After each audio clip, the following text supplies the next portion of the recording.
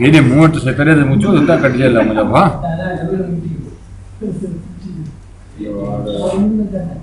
ये सोरण सा तो स्लाइड सुरी वने ना बबे छा खपे सा अत कजा भाजी न वजे अंदर बालू न भाजी वने तो लाइन देता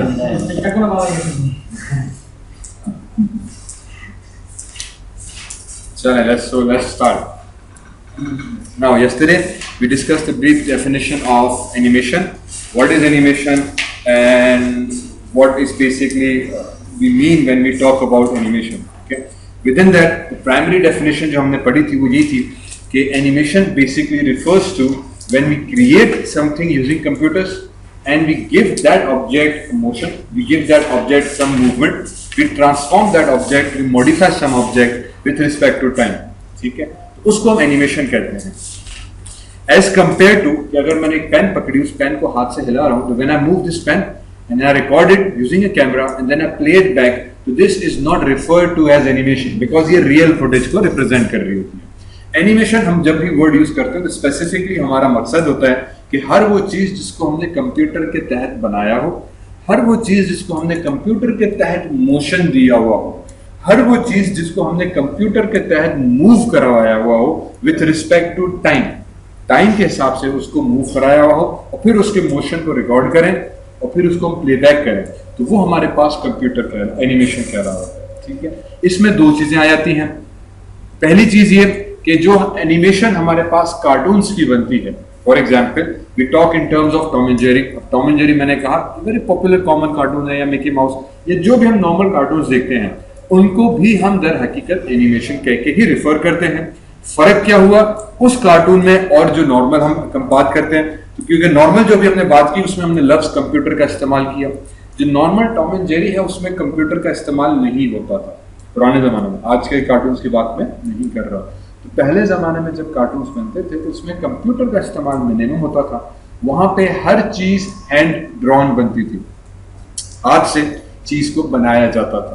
ठीक है, हाथ से चीजों को ड्रॉ करके उसको पोर्ट्रे करके उसका इंफॉर्मेशन, चीजें, लोकेशन, ऑब्जेक्ट्स, तो वो उसके थ्रू फिर बनते थे. अभी मैं इसके ऊपर टॉपिक पे आता हूँ. इसको हम दर हकीकत कहते हैं सेल एनिमेशन. मैं इसके प्रोसेस पे भी आता हूँ, स्लाइड्स में दिखाई दूँ. इस प्रोसेस को हम कहते हैं सेल एनिमेशन. लेकिन ये भी एनिमेशन जरूर है. क्योंकि एनिमेशन इसीलिए है कि उसके अंदर भी ऑब्जेक्ट्स को रियल में नहीं होते, हम मैन्युअली उनको ड्रॉ करते हैं, हम उनको मैन्युअली मूवमेंट देते हैं, हम उनको यूजिंग सम मशीन्स पिक्चर के अंदर फॉर्म कर रहे होते हैं. तो कंप्यूटर का जब हम लफ्ज इस्तेमाल करते हैं तो कंप्यूटर भी दर हकीकत एक मशीन है, एक डिवाइस है, एक इक्विपमेंट है जिसके तहत हम कुछ काम ले रहे हैं. तो वहीं पे जब हम कार्टून स्टैंडर्ड पुराने कार्टून्स की बात कर रहे हैं तो वहां पे आपकी मशीन क्या हुई, फॉर एग्जाम्पल आपका पेन, आपकी इंक, आपका वो हाथ से बनाने वाला जो प्रोसेस है वो मशीन हुआ. तो उनको भी हम कहते हैं कि यार वो भी एनिमेशन ही है, डिफरेंट टाइप है पर एनिमेशन है. ठीक है, वो एनिमेशन वो भी उसमें क्यों, क्योंकि उसके अंदर भी वो सारे कैरेक्टर हाथ से बनाए जाते हैं, रियल नहीं होते, मैन्युअली क्रिएट किए जाते हैं. कंप्यूटर के अंदर भी हम वही बात कर रहे हैं कि मैन्युअली क्रिएट किए गए वो कैरेक्टर्स, फिर उनको भी मैन्युअली मूवमेंट दी जाती है, एक एक तस्वीर उसकी पेंट करी जाती है. फॉर एग्जाम्पल हमने बात की कि 24 फ्रेम्स पर सेकंड हम यूज करते हैं एक सेकंड की वीडियो के अंदर, 24 FPS स्टैंडर्ड रेट के हिसाब से. विद इन 24 फ्रेम्स पर सेकंड एक वीडियो के अंदर है, तो जो कार्टून्स बनते हैं उसके अंदर भी सेम 24 फ्रेम्स होंगी. अब वो 24 फ्रेम्स मैन्युअली कैसे बने, तो every single frame is actually hand drawn. उसके अंदर कार्टून्स टॉम एंड जेरी जो बनते हैं एक एक फ्रेम हाथ से बनाई जाती है. ऑब्वियसली वो 24 फ्रेम्स नहीं बनाते, वो तकरीबन 12 से 18 फ्रेम्स पेंट करते हैं. स्टैंडर्ड ये है कि वो 18 फ्रेम्स पर सेकंड आई थिंक ड्रॉ की जाते हैं. 18 फ्रेम्स भी यस वो हाथ से बनाते हैं, एक एक फ्रेम को वो पेंट करते हैं कि पहले हाथ ऊपर पेंट किया, फिर हाथ नीचे पेंट किया, फिर हाथ नीचे पेंट किया, फिर हाथ नीचे पेंट किया. इस तरह से उसी कैरेक्टर की 3 तस्वीरें उन्होंने 4 तस्वीरें पेंट की पूरी की पूरी, फिर उसको प्लेबैक किया जाता था. उसमें बहुत सारी ट्रिक्स यूज की जाती थी. एक मूवी जो 1.5 घंटे में यूज हो रही थी, इमेजिन उसमें लाखों तस्वीरें पेंट होती थी. कहते थे कि इतनी पेंट उसमें इस्तेमाल होता है कि पूरा एक शहर जो था लॉस वेगस का उसको आप दोबारा से पेंट कर लो. इतना कलर सिर्फ एक मूवी के अंदर इस्तेमाल किया जाता था. वो ऑब्वियसली फिर पिक्सार ने इसी वजह से जब से एनिमेशन सॉफ्टवेयर कॉमन बनना शुरू हो गए तो उन्होंने वो प्रोसेस बंद कर दिया. उन्होंने कहा यार ये बड़ा एक लेबर सब मेहनत का काम है. आई थिंक लास्ट मूवी जो डिज्नी की आई थी वो स्पिरिट थी, जो हॉर्स के ऊपर थी, उसके बाद उन्होंने ऑफिशियली 2D कार्टून मूवीज को बंद कर दिया और अब वो कम्प्लीटली 3D पे आ गए जिसमें सारा काम कंप्यूटर के ऊपर हो रहा होता है, तो रिसोर्सेज बहुत कम कंज्यूम हो रही होती है। बहरहाल तो वो भी एनिमेशन है, ये भी एनिमेशन है, ठीक है। तो एनिमेशन को जनरली हम डिफाइन करते हैं कि हर वो चीज जो मैन्युअली खुद से बनाई गई हो, जिसको खुद से तख्लीक दिया गया हो और फिर उसको खुद से आपने मूव कराया हो, एनिमेट कराया हो, पोजीशन उसकी चेंज की हो, वो हमारे पास एनिमेशन में आ जाता है, ठीक है। और इसको हम कहते हैं सेल एनिमेशन, और सेल एनिमेशन या 2D या 3D एनिमेशन। तो 2D हाथ से बनाई हुई नॉर्मल ड्राइंग्स को हम रेफर करते हैं, 3D एनिमेशन जिसमें हम 3D चीजों को रिप्रेजेंट कर रहे होते हैं।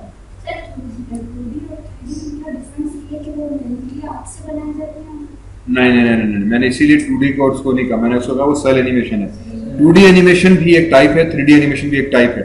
2D क्या वर्ड रिप्रेजेंट करता है? What do you mean by 2D? Two dimension.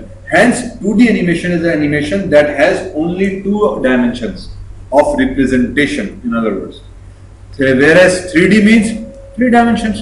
तो ये वो चीज जिसमें 3 dimension of axis हो, जिसमें 3 dimensional axis पे हम काम कर सकें। फॉर एग्जाम्पल फोटोशॉप पे आपने काम किया, ठीक है, वो भी सॉफ्टवेयर है, ठीक, कंप्यूटर कंट्रोल्ड है, कंप्यूटर के तहत बनाया गया सारा चीजें, पर वो जो लोगो आपने बनाया वो 2D हुआ है 3D हुआ? ठीक, वो 2D क्यों हुआ? नहीं, ये तो कोई बात ही नहीं है। मैंने 2D और 3D के ऊपर काफी तफसील से बात की भी है, नहीं की भी?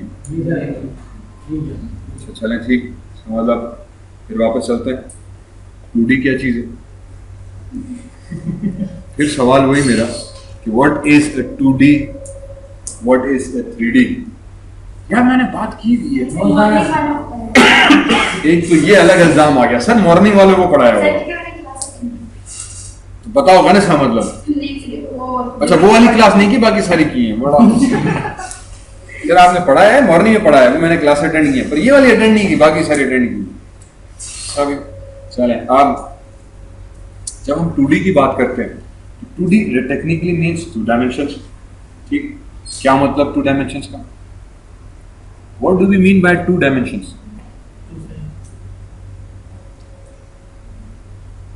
अच्छा, मार्का शरीफ होगा।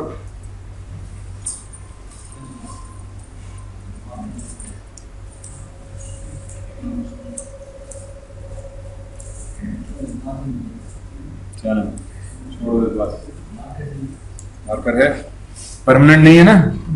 चलो ठीक, फॉर एग्जाम्पल मीटर है, ठीक, मैंने ये बॉक्स बनाया, ठीक है। This object is 2D और 3D?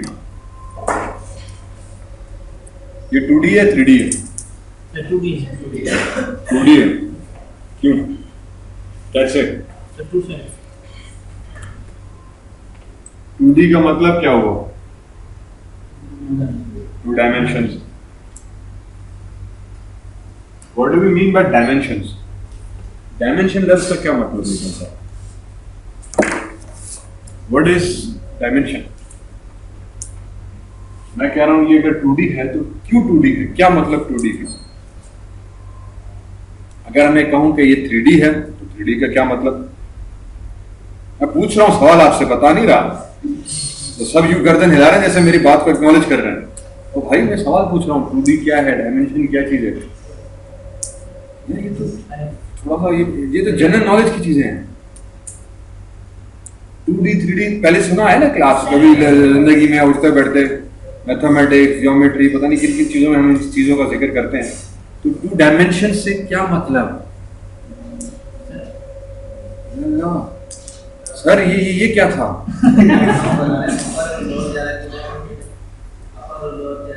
अपर और लोअर 2 डायमेंशन हुआ? ये ऊपर भी जा रहा है, नीचे भी जा रहा है, ये लेफ्ट राइट भी है।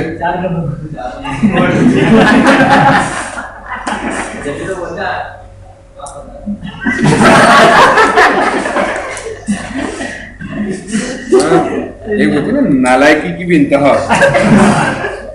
ठीक है, उस नालायकी की इंतहा को भी आप लोग अबूर कर चुके हैं कि अब एहसास भी नहीं हो रहा कि हमारी बेइज्जतियां हो रही हैं या हम क्या कर रहे हैं। अच्छा भाई ठीक, मैं ही बता देता हूँ।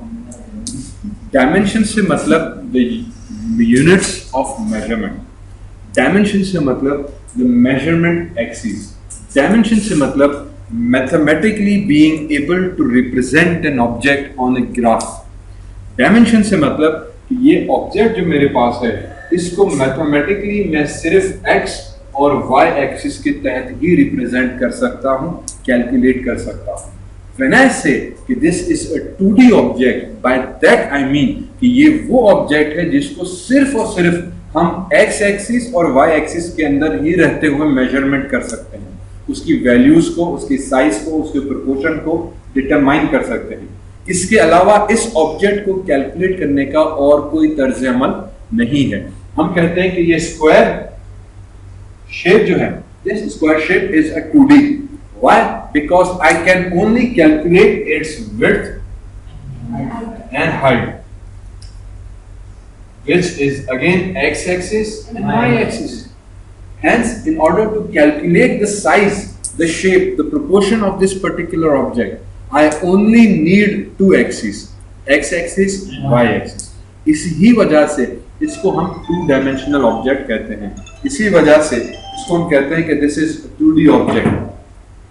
Why? Because दो एक्सिस। तो जब भी हम कहें टू डायमेंशनल, उसका मतलब यह है कि हर वो ऑब्जेक्ट जिसको आप मैथमेटिकली या वर्चुअली या फिजिकली सिर्फ दो ही एक्सिस पे रहते हुए कैलकुलेट कर सकते हो, तो आप उसको टू डायमेंशंस कहते हो। फॉर एग्जाम्पल फोटोशॉप है, मैंने कहा लोगो आप बनाते हो, तो जो लोगो आपका इनिशियली बनता है, we say that logo again is a two-dimensional logo. Why? क्योंकि उसके अंदर भी x एक्सिस, y एक्सिस बस। फिर आ जाते हैं 3D, 3 एक्सिस पे, ताकि फिर दोनों चीजें और वाज़ेह तौर पे समझ में आ जाए कि हम क्या 2D से क्या मतलब। 3 डायमेंशन मतलब हर वो ऑब्जेक्ट, हर वो चीज जिसको हम 3 एक्सिस के ऊपर कैलकुलेट कर सकें, जिसको हम x एक्सिस पे कैलकुलेट कर सकें, y एक्सिस पे कैलकुलेट कर सकें और z एक्सिस पे कैलकुलेट कर सकें। इन अदर वर्ड्स, ऐसी चीज जिसके अंदर मेरे पास 3 डायमेंशंस आ जाए, x, y और z। हर वो चीज जिसमें हाइट, विड्थ और फिर with that width I have something called depth. I have something called depth. ये वो तीसरी एक्सिस है, तीसरा कोऑर्डिनेट है जिसको हम मेजर करते हैं। फॉर एग्जांपल, हमने कहा कि ये डाइस है, तो ये डाइस 2D हुआ कि 3D हुआ? 3D क्यों हुआ? डेप्थ भी है, एग्जैक्टली, क्योंकि इसकी आप हाइट भी मेजर करते हो, इसकी आप विड्थ भी मेजर, सॉरी इसकी हाइट भी आप मेजर करोगे ऊपर से नीचे तक, इसकी आप विड्थ भी मेजर करोगे और फिर इसकी डेप्थ भी मेजर करोगे। ये तीनों एक्सिस में आप करोगे तो ही आपको इस ऑब्जेक्ट की पूरी साइज मिलेगी। ठीक, इसकी वजह से ये 3D हो गया। मैंने कहा कि ये मॉनिटर है, इसकी साइज ये 2D है या 3D है? ये टेलीविजन, ठीक, ये ऑब्जेक्ट क्या हुआ? 2D। 2D क्यों हुआ? और ये बाकी की जो पीछे की डेप्थ है ये कहाँ गई? आपको नजर नहीं आ रही, लेकिन है तो सही ना। बात तो ये है कि भाई ये इस तरह, ये भाई बोलेगा आपके लिए तो 3D है, डाइस तो मेरे लिए भी 2D है, मुझे डेप्थ थोड़ी नजर आ रही है। ठीक है, ये भी 3D है, तो जब ये अगर 3D है तो ये बेचारा भी तो 3D हुआ, इसकी भी तो डेप्थ मौजूद है। ये टेबल हुआ तो ये टेबल भी 3D है। क्यों 3D है? क्योंकि इसको अगर मुझे मेजर करना है, इसकी मेजरमेंट्स निकालनी है कि इसकी साइज कितनी है, तो हमें इसकी x एक्सिस, इसकी y एक्सिस और इसकी z एक्सिस, इसकी विड्थ, इसकी हाइट और इसकी डेप्थ, ये तीनों निकालेंगे तब ऑब्जेक्ट हमें बनेगा। इसी तरह से दुनिया का फिजिकली हर ऑब्जेक्ट, दुनिया फिजिकली हमारे पास 3 डायमेंशनल है। दुनिया में हर चीज में हमारे पास 3 डायमेंशन है। फॉर एग्जाम्पल, मैंने कहा इस रूम की साइज निकालो, तो आपके पास इस रूम की विड्थ भी मौजूद है, इस रूम की हाइट भी मौजूद है और इस रूम की डेप्थ भी मौजूद है। ये 3 एक्सिस हो गए। मैंने कहा यार ये दीवार है, ये बोर्ड है, ये बोर्ड की भी हाइट है, विड्थ है और ये पीछे की डेप्थ है। तो इस हिसाब से फिजिकली हर चीज, इवन पेपर जो है, पेपर की भी तीनों एक्सिस है। There is a height, there is a width और फिर 8 mm, 60 mm, 40 mm की मिलीमीटर्स में हम लोग, इवन उसकी भी डेप्थ मौजूद है। ठीक, हेंस रियल वर्ल्ड में हम कहते हैं कि हर ऑब्जेक्ट हमारा 3 डायमेंशनल, हर ऑब्जेक्ट हमारा फिजिकली 3 डायमेंशनल है। तो उस हिसाब से जो हम अब इस पे अगर आ जाऊं बोर्ड पे, ये बोर्ड की जो रिप्रेजेंटेशन है ये हम कहते हैं ये रिप्रेजेंटेशन 2D है। वाई? क्योंकि इसमें सिर्फ x है, y है। मैं फिजिकली एज ऑब्जेक्ट की बात नहीं कर रहा, जो बोर्ड में मैं लिख रहा हूं उसकी बात कर रहा हूं। जो स्क्रीन है मेरी, ये स्क्रीन की, मैं पूरे एज अ टेलीविजन ऑब्जेक्ट की बात नहीं कर रहा, सिर्फ स्क्रीन के डिस्प्ले की बात कर रहा हूं। ये डिस्प्ले मेरा 2D है क्योंकि इसमें सिर्फ विड्थ एंड हाइट है, 2 एक्सिस है, इसमें तीसरा एक्सिस नहीं है। तीसरा एक्सिस मतलब मुझे इस स्क्रीन के अंदर डेप्थ नजर नहीं आती, हमें सिर्फ हाइट एंड विड्थ के हिसाब से स्क्रीन बनती है। जो प्रोजेक्ट हो रहा है डिस्प्ले, जो डिस्प्ले है ये डिस्प्ले 2 डायमेंशनल है। It can only project in 2 dimensions, X axis and Y axis. ठीक है, तो ये हमारे पास एक 2 डायमेंशनल रिप्रेजेंटेशन है, इसमें सिर्फ एक्स एक्सिस है, वाई एक्सिस है, डेप्थ नहीं है। अब डेप्थ होने का मतलब क्या है? डेप्थ होने का एक और मतलब ये भी है कि आप उस डेप्थ को कैलकुलेट कर सको। कैलकुलेट का मतलब ये कि आप उस डेप्थ को एक्सेस कर सको। एक्सेस का मतलब ये कि मैं इसकी हाइट को भी देख सकूं, इसकी विड्थ को भी देख सकूं और इसकी डेप्थ को भी देख सकूं। और क्योंकि ये तीनों एक्सिस मौजूद हैं तो मैं इसको घुमा के इसकी किसी भी एक्सिस को एक्सेस कर सकता हूं। ठीक है, फॉर एग्जाम्पल रिडस्टर है, हमने कहा ये इसकी हाइट, ये इसकी विड्थ। ठीक है, इसकी हाइट एंड विड्थ आ गई, पर इसकी डेप्थ भी है। तो डेप्थ होने का दूसरा मतलब ये भी है कि इसको मैं रोटेट करूं, इसको मैं टर्न करूं और इसकी डेप्थ को मैं देख सकूं। इसी वजह से ये 3D है, इसी वजह से हमारी दुनिया 3D है कि मैं इसके तीनों एक्सिस को एक्सेस कर सकता हूं। इसके तीनों एक्सिस को हम इस्तेमाल कर सकते हैं, यूज कर सकते हैं। और इस्तेमाल और यूज का मतलब ये कि मैं डेप्थ में भी जा रहा हूं, मैं हाइट में भी जा रहा हूं, मैं विड्थ में भी जा रहा हूं, मैं इसको आगे भी ले जा रहा हूं, पीछे भी ले जा रहा हूं। मैं कहूं कि मेरा रूम 3D है, तो 3D होने का मतलब ही ये है कि मैं विड्थ को भी एक्सेस कर रहा हूं, मैं हाइट को भी एक्सेस कर सकता हूं, मैं पीछे भी जा सकता हूं, मैं आगे भी जा सकता हूं, मैं टर्न करके यू भी देख सकता हूं, हम टर्न करके यू भी देख सकते हैं। इस जो नेविगेशन है, ये जो एक्सेस है, इसका मतलब है 3D। अब वापस 2D पे आ जाते हैं। तो क्या मेरे पास जो ये तस्वीर बनी हुई है, क्या इस तस्वीर को मैं रोटेट करके इस हजरत के पीछे की प्लेट देख सकता हूं? नहीं देख सकता। फॉर एग्जाम्पल मैंने कहा जो इसके हाथ में ये ट्यूब पड़ा है, जो सिलेंडर है, मैं सिलेंडर के अब दूसरे साइड देखना चाहता हूं, दूसरे साइड पे क्या है? नहीं देख सकता। इस वक्त इस पिक्चर का, इस डिस्प्ले का मुझे जो चीज अवेलेबल है वो सिर्फ एक्स एक्सिस, वाई एक्सिस, बस जो चीज है वैसे ही है। Photoshop, desktop software, Microsoft word, जो आपको एक्स वाई में अवेलेबल है वही है। जो डेस्कटॉप फॉर एग्जांपल तस्वीर है, तो आपको वो डेस्कटॉप के मैं अंदर चला जाऊं, पीछे जाके देखूं क्या है, हमें नहीं पता, वो जो एक्स वाई में एक्सिस है वही आ रहा है, आइकॉन है वही आइकॉन है, उस आइकॉन के पीछे क्या हमें नहीं पता। यही फर्क है 2D के अंदर, 3D के अंदर। 2D when your object has only x axis and y axis. 3D when that same object has a 3 dimension, third dimension, depth. And because of that depth, अब मैं उस ऑब्जेक्ट को रोटेट करके feel कर सकता हूँ पूरा 3D को। तो ये चीज हमारे पास 3 डायमेंशंस में है। आप समझ में आई? चलें यहीं पे अब एक और थोड़ा सा सवाल ये था कि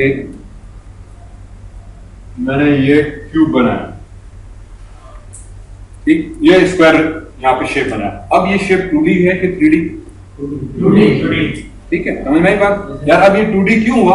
क्योंकि इसमें सिर्फ हाइट एंड विड्थ है, इसमें सिर्फ एक्स एंड वाई एक्सिस है, इस वजह से हमारे पास 2D हो। ठीक है, फिर हमने कहा कि इसको मैंने यूं कर दिया, शेप चेंज कर दी। नाउ इज इट 2D और 3D? 3D। मेरा बोर्ड तो अभी भी 2D है। ये सिस्टम है टेक्स्ट का, ये तो 2D है। मैं इस बॉक्स के पीछे जा सकता हूँ, इस बॉक्स को घुमा सकता हूँ, इसके साइड्स देख सकता हूँ। तो ये 3 डायमेंशनल कैसे हो गया?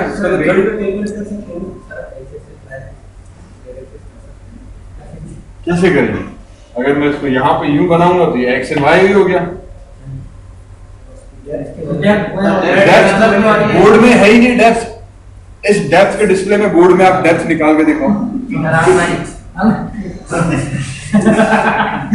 ठीक, चलें अब आ जाते हैं वापस मॉनिटर के ऊपर। हम कहते हैं कि जो डिस्प्ले मुझे नजर आ रहा है, जो टीवी है, जो एलसीडी है, जो मॉनिटर है लैपटॉप्स का, वो 2D है क्योंकि उसमें सिर्फ एक्स एंड वाई हमें नजर आ रहा होता है। जितने भी आज तक डिस्प्ले सिस्टम्स बने हुए हैं वो एक्स एक्सिस, वो वाई एक्सिस पे बने हुए हैं, उसमें डेप्थ है ही नहीं। डेप्थ होने का मतलब ये कि मुझे एक्चुअल में वो पूरा 3D ऑब्जेक्ट नजर आता, मैं उसके 3D डेप्थ को देख सकूं। इसमें काम हो रहा है, रिसर्च हो रही है कि हम 3 डायमेंशनल मॉनिटर्स बनाए। मूवीज के अंदर दिखाए जाते हैं कि पूरे के पूरे होलोग्राम्स, उस तरह बिल्डिंग्स बन जाती हैं। अवतार के अंदर दिखाया गया कि वो पूरा का पूरा नक्शा आपका 3 डायमेंशनल में आ जाता है वगैरह वगैरह।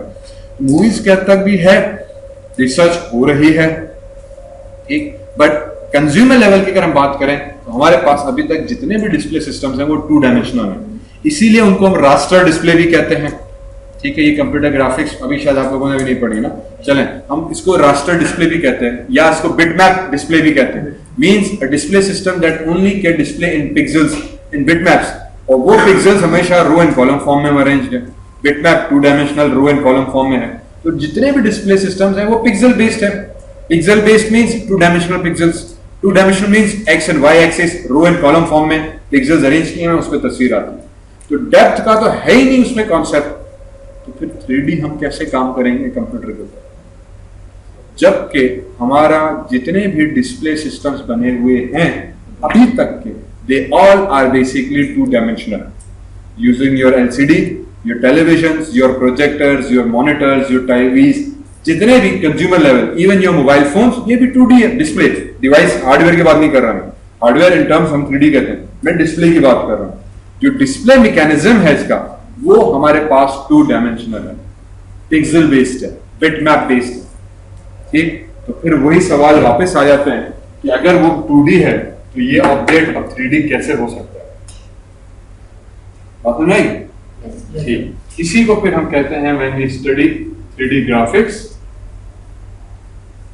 so we see that within 3D graphics we try to understand कि दर हकीकत yes हम इसको 3D कहते हैं क्योंकि इसकी कैलकुलेशन हम कर सकते हैं और उसमें हम x एंड y इसके मिडिल पे ले आते हैं और फिर उसमें हम कहते हैं कि ये उसकी डेप्थ हो गई, ये x एंड y हो गया। और ये एक इल्यूजन के तहत, मैथमेटिकल इक्वेशंस के तहत ऑब्जेक्ट को इस तरीके से रिप्रेजेंट किया जाता है कि हमें वो पूरा 3D नजर आता है। फिर उसको अगर मैं घुमाना चाहूं तो मैं घुमा भी सकता हूं, उसकी पोजीशंस, वैल्यूज कैलकुलेट की जाती हैं, रिकैलकुलेट की जाती हैं, बार बार कैलकुलेट की जाती हैं, इतनी फास्टली की जाती है कि हमें उस चीज का पता भी नहीं चलता। तो दर हकीकत जब हम जाते हैं यहां पे तो मैं कहूं कि ये ऑब्जेक्ट जो है पांडा का, ये 3D है। Why? Because you can see कि मैं इसके फ्रंट भी देख रहा हूं, वो टर्न भी हो रहा है, फ्लिप भी कर रहा है, मूव भी कर रहा है। और अगर ये मैं 3D माया के अंदर आगे चल के हम काम करेंगे, माया के अंदर जाए तो मैं इस ऑब्जेक्ट को पूरा घुमा फिरा भी सकता हूँ, इसकी बैक भी देख सकते हैं, फ्रंट भी देख सकते हैं, ऊपर से भी, नीचे से भी, टांगे सब पूरा नॉर्मल, ये 3D ऑब्जेक्ट है, ठीक। बट दर हकीकत ये ऑब्जेक्ट कंप्यूटर मॉनिटर के थ्रू डिस्प्ले हो रहा है, वो डिस्प्ले जो सिर्फ 2D है। तो बात समझने की ये है कि हम 2D बोर्ड के ऊपर भी एक 3 डायमेंशनल ऑब्जेक्ट की रिप्रेजेंटेशन आपको दिखा सकते हैं और वो मैथमेटिकली कैलकुलेट होती है, वो मैथमेटिकली रिप्रेजेंट होती है। एंड एट एवरी मोमेंट आपने कैमरा के एंगल को थोड़ा सा भी चेंज किया, एक पिक्सल का भी डिफरेंस आया तो इस पूरे शेप की कैलकुलेशन दोबारा हो, ताकि आप पता कर सको आया आप ऑब्जेक्ट को बिल्कुल सीधा देख रहे हो या हो सकता है कि आप ऑब्जेक्ट को थोड़ा डिफरेंट एंगल से देख रहे हो। अब उसकी जो शेप है वो यूं नजर आ रही है आपको, तो अब ये शेप और इस शेप और इस शेप में फर्क है, पर ऑब्जेक्ट एक ही है। जब आप इसको रोटेट करोगे तब इसकी कैलकुलेशन, इसकी कैलकुलेशन, इसकी कैलकुलेशन बार बार चेंज हो रही होगी और वो कंप्यूटर हमें इस तर्ज पे दिखा रहा होगा कि हमें लगेगा कि आप 3D पे काम कर रहे हो। दर हकीकत मॉनिटर सिस्टम हमारे अभी भी 2D है, तो जो आउटपुट हमारे पास आ जाता है, ये आउटपुट, ये ऑब्जेक्ट भी 3D है, पर आउटपुट के बाद ये हमारे पास 2D में कन्वर्ट हो जाता है। तो ये 2D और 3D का थोड़ा कॉन्सेप्ट है। तो जब हम 2D कार्टून्स की बात करते हैं तो 2D कार्टून्स के अंदर 2D एनिमेशन हमारे पास आती है, इसमें सिंपल 2 डायमेंशंस होते हैं।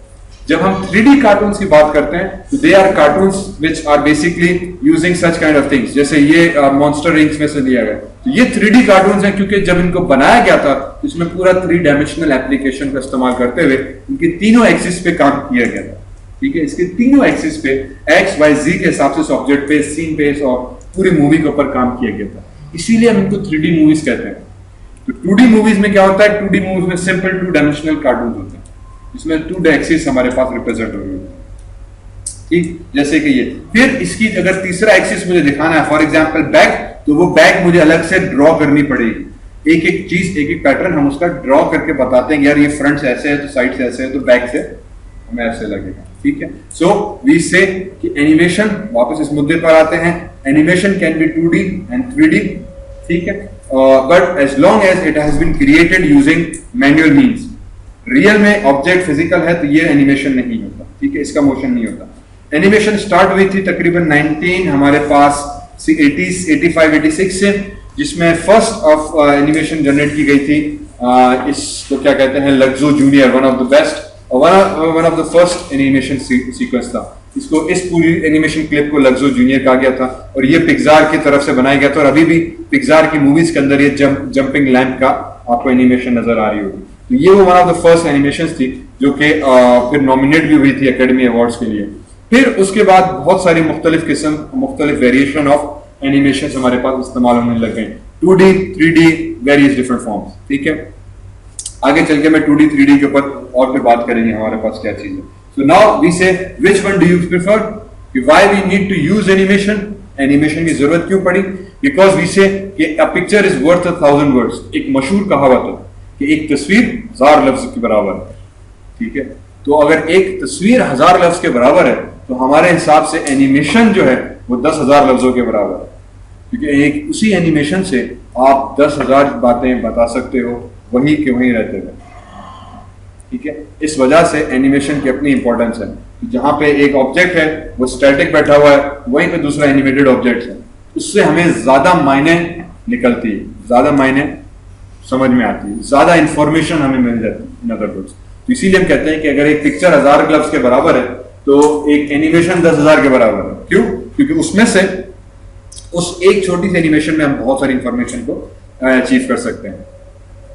When animation techniques blah blah blah blah, जो असल चीज हमारे पास आती है कि जब हम एनिमेशन बनाते हैं तो हमने कहा था कि everything has to be created manually. उसमें इवैल्यूएशन में सबसे मेन प्रिंसिपल यही आ जाता है कि how quickly can those images be generated. एक सेकंड में 24 तस्वीरें, तो आपको 24 तस्वीरें मैन्युअली जनरेट करनी है। एनिमेशन टूल्स टेक्निक्स के अंदर हमारे पास सबसे अहम चीज ये आती है कि आप एक सेकंड के अंदर 24 तस्वीरें बना रहे हो, तो अगर एक मिनट की है तो आपको 1400 तस्वीरें मैन्युअली बनानी है। वीडियो के अंदर तो कैमरा उठाया उसने खुद ही रिकॉर्ड कर दिया, हमें तस्वीर बनाने की जरूरत नहीं पड़ती। एनिमेशन में आपको सब चीजें खुद क्रिएट करनी है। तो in other words, for 1 second you need 24 pictures, for 1 minute you need 1400 pictures approximately. तो 1400 तस्वीरें आपको खुद बनानी है। तो how fast can those images be generated, इस प्रोसेस को हम रेंडरिंग कहते हैं। मैं आगे चल के बात करूंगा। How easily is it to control the appearance of this animation, कितनी इजीली आप उस एनिमेशन को कंट्रोल कर सकते हो। How much human expertise is required to generate the animation, कि फिर इंसान की अपनी सलाहियत, आर्टिस्टिक लेवल, कॉन्सेप्ट कितना चाहिए। ये 3-4 चीजें जो है बड़ी अहम है एनिमेशन के अंदर काम करने के लिए। Different applications have different requirement. हर एप्लीकेशन, हर यूजर, हर किसी की अलग अलग रिक्वायरमेंट है। मैंने कहा माया है, तो माया एक बड़ा पावरफुल एनिमेशन सॉफ्टवेयर है, उसकी अपनी रिक्वायरमेंट है, अपना कॉन्सेप्ट है। 3D मैक्स पे चले जाए उसकी अपना रिक्वायरमेंट, अपना कॉन्सेप्ट है। माया प्राइमरीली हम यूज करते हैं मूवीज के अंदर। जितनी आप हॉलीवुड की मूवीज देखते हो, Spiderman, Avengers, Lord of the Rings, Shreks, mostly 90% सब माया बेस्ड है। पाकिस्तान की टेलीविजन इंडस्ट्री इस चीज को भी बहुत ज्यादा बूम कर रही है। कैप्टन सेफगार्ड हो गया, बुर्का एवेंजर्स हो गया, आपका टीम बहादुर हो गया, लाइफ बॉय का ऐड हो गया, विम का ऐड हो गया, बिस्किट्स के ऐड आ गए, टाइगर बिस्किट्स के ऐड आ गए, पूरे एनिमेटेड कार्टून्स बनते हैं। वो दूध के ऊपर कुछ ऐड बना था, 3 पत्ती और tetra pack add, life boy साबुन के ऊपर ऐड, जितने भी एड्स बने सारे एनिमेटेड, सारे माया के थ्रू बनाए गए।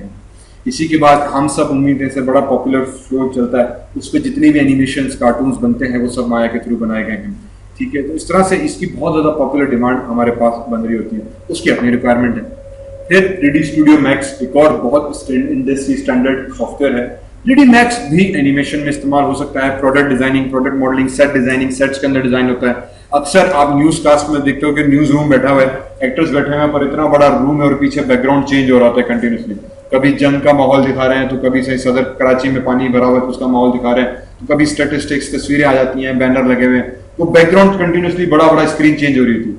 दर हकीकत वो एक रूम में खड़े, पीछे इतनी दीवार है, उस दीवार पे 3D से कंटेंट चेंज किया जाता है, 3D से पूरा का पूरा सेट चेंज किया जाता है। इस हद तक कि अक्सर सेट के अंदर, टीएल न्यूज कास्टर के अंदर सिर्फ एक सादा सा टेबल के ऊपर बैठे होते हैं, पीछे पूरा ग्रीन कलर का स्क्रीन होता है। जब आप देखते हो तो आपको लगता है बड़ा खूबसूरत बेहतरीन किस्म का सेट लगा हुआ है, दर हकीकत कुछ भी नहीं होता, सारा 3D से सेट बना हुआ है। इस तरह से मोबाइल के एड्स, क्यों मोबाइल के एड्स देखते हो तो आपको मोबाइल दिखाए जाते हैं, वो रियल मोबाइल थोड़ी होते हैं, क्योंकि उनको एनिमेट करते हुए, मोबाइल टूटते हुए, फिर कैमरा, ये सारा 3D मैक्स इस्तेमाल होता है। तो product designing, product modelling, mobile ads, advertisement के अंदर 3D मैक्स बहुत ज़्यादा कॉमन है। तो उसकी अपनी रिक्वायरमेंट्स है। आर्किटेक्चरल विजुअलाइजेशन, जितने भी रूफी प्लाजा, शान प्लाजा, फलाना प्लाजा है, मैरियटाउन, इनके प्लाजाज, बिल्डिंग्स, इनके आर्किटेक्चरल मॉडलिंग नजर आते हैं, बड़े बड़े कार पार्किंग है, हमारे पास लिफ्ट है, ये सारा विजुअल 3D दिखा रहे होते हैं, सारा 3D स्टूडियो मैक्स से बनता है। ठीक है, इसी तरह से गेम के अंदर need for speed, counter strike, project IGI, hitman, ये जितनी भी गेम्स खेलते हैं उसकी जो मेजर मॉडलिंग है सारी एनवायरमेंट्स की, 3D मॉडल्स, ऑब्जेक्ट्स, एक एक चीज कंप्यूटराइज 3D, सारा 3D मैक्स माया इनके थ्रू बनाया जाता है। तो हर सॉफ्टवेयर का अपना एक रिक्वायरमेंट है, अपनी एक स्पेसिफिकेशन है, और ये सारा एनिमेशन पे बेस कर रहा होता है। थोड़ी सी हिस्ट्री में बहुत जल्दी जाऊंगा इसके थ्रू, बिकॉज अगेन हिस्ट्री एक ऐसी चीज है जो हमें ज्यादातर पसंद नहीं है, लेकिन एनिमेशन स्टार्ट हुई थी अर्ली 19th सेंचुरी से। उस जमाने में ये एक पेन का स्टिकोस्कोप कुछ ऐसा है यूज किया जाता था, फिन का स्टिकोस्कोप, आजकल इसको जो हम लोग यूज करते थे, हम लोग एक दूरबीन आती है रेड कलर की, जो खाना काबा की तस्वीर होती है, वो लगा के बड़े क्लिक क्लिक क्लिक करते थे, तो फिर हमारे पास ठीक है रिवॉल्व होती है। तो ये उसी कॉन्सेप्ट से चीज बनाई गई थी कि आप, और इसी तरह से फिर एक शॉर्पनर आते हैं, उसमें भी तस्वीरें क्लिक क्लिक करो तो चेंज होती रहती है वगैरह वगैरह। उस जमाने में इन्होंने इस तरह से चीज बनाई थी कि एक व्हील बनाया, उस पर कुछ ऑब्जेक्ट्स के शेप्स चेंज हो रहे थे, ठीक है, और फिर उसमें थोड़ा सा कट दे दिया उन्होंने, और फिर उस कट को सामने मिरर रखा, और मिरर पे जब इस व्हील को घुमाया तो तस्वीर इतनी स्पीड से वो घूमने लगी कि आपको उसमें कट के थ्रू वो एनिमेशन होती हुई नजर आने लगी। ये शुरू की एनिमेशन इस तरह से उन्होंने स्टार्ट की थी, ठीक है। उसके बाद फिर इस चीज को उन्होंने कंज्यूमर लेवल तक ले गए थे, इसमें बहुत सारे डिफरेंट शेप्स, फॉर एग्जांपल घोड़े का दौड़ता हुआ या चांद की पोजीशंस चेंज हो रही हैं, तो वो भी इसी प्रिंसिपल के तहत दिखाई गई थी कि अंदर तस्वीर है, वो एक तस्वीर, चाहे घोड़ा थोड़ा चल रहा है, फिर थोड़ा और आगे चल रहा है, फिर थोड़ा और आगे चल रहा है, फिर थोड़ा, ये फ्रेम बाय फ्रेम उसकी 10-12 तस्वीरें लेके लगा दी, बीच में कट लगा दी, और जब वो बॉल गोल घूम रहा है तो एक स्पीड से उसको घुमाते थे तो वो ऐसे ही डिग डिग डिग डिग करके ऐसा लग रहा था कि भाई घोड़ा दौड़ रहा है, ठीक है। ये चीज फिर बाद बनी 19th सेंचुरी में। इसको फिर बनाने के लिए frame by frame references use किए गए, किसी हद तक रियल फुटेजेस को यूज किया गया कि घोड़े को दौड़ाया गया, उसकी वीडियो बनाई गई, फिर उसकी फ्रेम बाय फ्रेम तोड़ा गया कि भाई हम कैसे रेफरेंस जोड़ा जाए। फिर इस फ्रेम को जब आप तेजी से प्लेबैक करोगे तो फिर वो एनिमेशन फॉर्म में आएगा। यहीं से एनिमेशन, मॉडर्न एनिमेशन की इजाद हुई, यहीं से मॉडर्न मूवीज की, फिल्म मेकिंग की इजाद हुई कि यार आप अगर एक मोशन को फ्रेम बाय फ्रेम तोड़ दो और फिर उस मोशन को एक साथ प्लेबैक करो तो आप उसको आराम से एनिमेशन में बाद में भी कैप्चर कर सकते हो। तो यही चीज उन्होंने 1950s में की थी कि घोड़े दौड़ाए थे, जानवर दौड़ाए थे। एडवर्ड माइब्रिज बड़ा कॉमन और पॉपुलर है, इसने पूरी बुक लिखी है, इसमें पूरे एनिमल्स के मोशन को उसने एनालाइज किया कुछ इसी तरीके से, जिसमें उसने क्या किया कि घोड़े दौड़ाए, फिर उसके मोशन को उसने तस्वीरों से लेके कैप्चर किया, एक pic pic pic pic pic एक एक तस्वीर अलग अलग अलग अलग अलग करके किया, और फिर उन तस्वीरों को एक साथ रख के उसने प्लेबैक किया तो वो पूरी घोड़ा दौड़ते हुए नजर आ गया। फिर आजकल हम लोग बहुत एडवांस लेवल पे जा चुके हैं। ये सीन है मैट्रिक्स मूवी का, ठीक है। ये सीन इसीलिए because this was one of the pioneering scenes in stop motion animation या स्टॉप मोशन वीडियोग्राफी के अंदर, जिसमें बेसिकली एक सीन को शूट करने के लिए उन्होंने 120 कैमरास इस्तेमाल किए थे। पहले जमाने में एक ही ऑब्जेक्ट को 120 तस्वीरें रखी गई थी और फिर उसको प्लेबैक किया गया था। आज के दौर में उस एक सीन को यानी शूट करने के लिए उन्होंने क्या किया कि ऑब्जेक्ट एक ही है, उसके गिर्द 120 कैमरा लगा दिया। तो मतलब आपका जो मोशन है वो यूं खड़ा है, तो नहीं अक्सर दिखाते हैं कि मैं पंच यूं कर रहा हूं तो पूरा कैमरा रोल होते हुए दिखा रहा था कि मैं हर एंगल से, तो एक ही कैमरा है, मैंने यूं पंच किया तो कैमरा रिकॉर्ड हो गया। अब वही पंच दूसरे कैमरा से कैसा है, तो बेसिकली इस तरह से 120 कैमरा उन्होंने यूज किए थे और वो एक सेकंड की जो तस्वीर है वो 120 कैमरा से ली गई थी विद 120 कैमरास। कि मेरा हाथ यूं है तो ये मेरा पोज जो है 120 कैमरा टक टक टक टक टक टक टक टक टक करके ली गई। फिर उसी तस्वीर को प्लेबैक किया गया तो ऐसा लग रहा है कि मेरा यहाँ खड़ा कैमरा मेरे गिर्द घूम रहा है। और अब ये स्टिल है तो बड़ा आसान है, पर अगर ये पूरा मोशन है, डज में फाइट कर रहा हूँ, तो ये पूरा मोशन जो था वो पूरा उन्होंने 360 डिग्रीज में ऐसे कैलकुलेट किया। तो ये जो सीन था उसमें दिखाया गया कि वो गोली लगती है और वो गोली यूं गुजर रही है और वो यूं करके जा रहा होता है। तो इस मोशन को उन्होंने कैप्चर किया था using 120 camera, again very fantastic ways. तो ये एक another way of creating animation था। इसी तरह से कॉमन फॉर्म में हम क्या कर रहे हैं भाई, कौन है यार, ठीक। इसी फॉर्म में फिर हम लोग यूज कर रहे होते हैं मोर मॉडर्न फॉर्म ऑफ एनिमेशन, जिसको हम कहते हैं फ्लिप बुक इफेक्ट्स। कि आप ड्राइंग करते हो एक पेज पे, फिर दूसरे पेज पे, फिर तीसरे पेज पे, फिर चौथे पेज पे, एक्चुअली ये एनिमेशन थी, समहाउ ये चल नहीं रही है, ठीक है। कि फिर आप इनको जब फ्लिप करोगे तो आपको एनिमेट होता है। अक्सर किताबों में हम बनाते हैं कि पेज 1 पे हाथ ऊपर, फिर पेज 2 पे नीचे, फिर पेज 3 पे, फिर आपने प्लेबैक किया तो एनिमेशन इफेक्ट आ गया। ये चीज फॉर एग्जांपल तारे ज़मीं पे मूवी देखी थी, उसमें बच्चे का सीन देखा, वो कॉमन फ्लिप बोर्ड इफेक्ट है और बहुत पॉपुलर फॉर्म ऑफ आर्ट है, इसमें चीजें यूज की जाती हैं, ठीक है। सो अब चले, यहाँ तक था हिस्ट्री के हिसाब से we use that. Then further जो है we will study very different types of animation. I think sir आ गए, वी विल स्टॉप हियर। ठीक, यहाँ तक कोई चीज